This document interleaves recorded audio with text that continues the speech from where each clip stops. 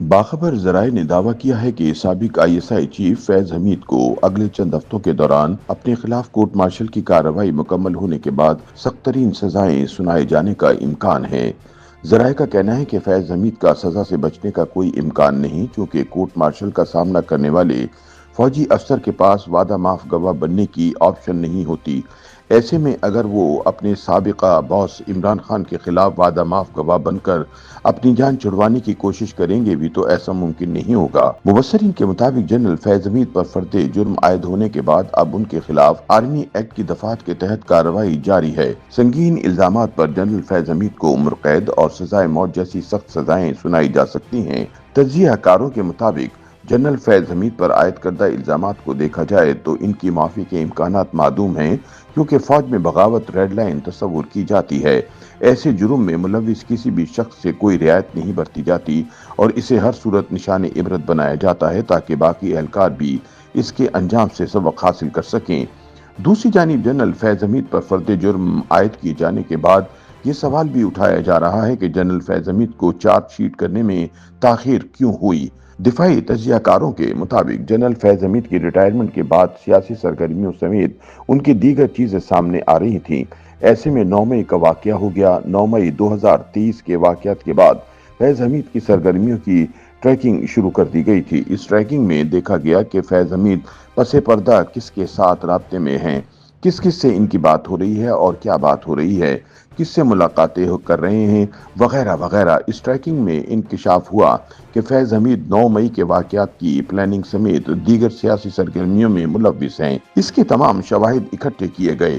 Tracking کا عمل 9 مئی 2023 کے بعد سے اگست 2024 تک چلا۔ اس عرصے کے دوران اتنے شواہد جمع کر لیے گئے کہ فیض حمید کو گرفتار کیا جا سکے اور حاصل شدہ شواہد کو ثابت کیا جا سکے۔ پھر فیض حمید گرفتار ہو گئے اور ان کے کورٹ مارشل کا فیصلہ ہو گیا۔ اس کے بعد کا مرحلہ فرد جرم عائد کرنا ہوتا ہے، جو کہ کی جا چکی ہے۔ روزنامہ امت کی ایک رپورٹ کے مطابق اگست میں فیض حمید کی گرفتاری سے لے کر اب تک ان سے مسلسل انویسٹیگیشن کی گئی اور مزید ٹھوس شواہد جمع کیے جاتے رہے۔ یہی وجہ ہے کہ فیض حمید پر فرد جرم عائد کرنے میں کچھ زیادہ وقت لگ گیا۔ تجزیہ کاروں کے مطابق اگر معاملہ فرد واحد کا ہو تو عموماً کارروائی تیزی کے ساتھ آگے بڑھتی ہے، لیکن فیض حمید کا معاملہ چونکہ فرد واحد کا نہیں اور ان کے ساتھ دیگر لوگ بھی شامل تھے، لہٰذا یہ عمل ذرا طویل ہو گیا، کیونکہ انہوں نے دوران تفتیش جن دیگر لوگوں کے نام لیے اس بارے میں بھی تحقیقات کر کے ٹھوس شواہد حاصل کرنے تھے۔ اس سوال پر کہ فرد جرم کے بعد اگلا مرحلہ کیا ہوگا، دفاعی تجزیہ کار بریگیڈیئر ریٹائرڈ آصف ہارون بتاتے ہیں کہ فرد جرم عائد ہونے کے بعد اب باقاعدہ کیس کی سماعت شروع ہوگی اور معاملہ سزا کی طرف جائے گا۔ دوران سماعت جرح کے دوران جب فیض حمید کے شریک ملزمان کا نام بھی سامنے آئے گا تو پھر ان کو بھی ملٹری کورٹ میں پیش کرنے کا عمل شروع ہوگا۔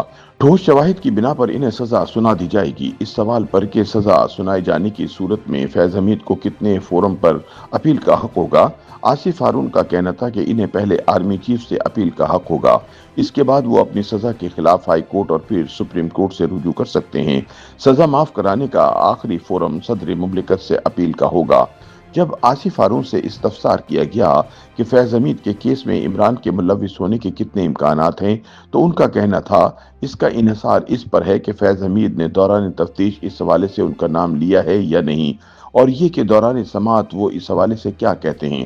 اگر فیض حمید یہ کہہ دیتے ہیں کہ انہوں نے سب کچھ عمران خان کے کہنے پر کیا تھا یا 9 مئی کی پلاننگ میں بانی PTI بھی شریک تھے تو یقیناً عمران خان بھی اس کیس کی زد میں آ جائیں گے۔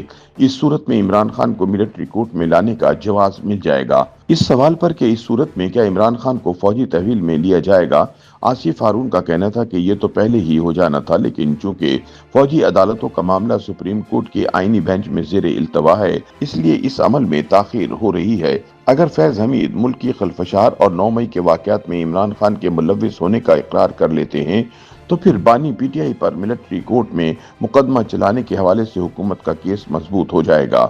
جب آصف ہارون سے استفسار کیا گیا کہ ملٹری کورٹ سے فیض حمید کو سزا سنائے جانے کی صورت میں انہیں ہائی کورٹ یا سپریم کورٹ سے ریلیف ملنے کا کتنا امکان ہے، ان کا کہنا تھا کہ ماضی میں ایسی مثالیں موجود ہیں کہ ملٹری کورٹ سے سزا پانے والوں کو سول عدالتوں سے ریلیف مل گیا، لیکن اب सूरत-ए-हाल तब्दील हो चुकी है।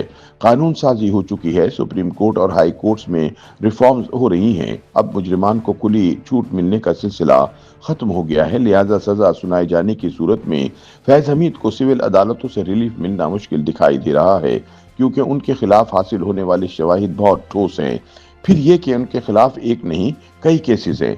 फैज हमीद को मुतवक्को सजा के बारे में आसिफ हारून का कहना था कि इस नौइयत के केसों में अमूमन उम्र कैद या सजाए मौत का इम्कान होता है, इसलिए फैज हमीद को सख्त तरीन सजा सुनाए जाने का गालिब इम्कान है।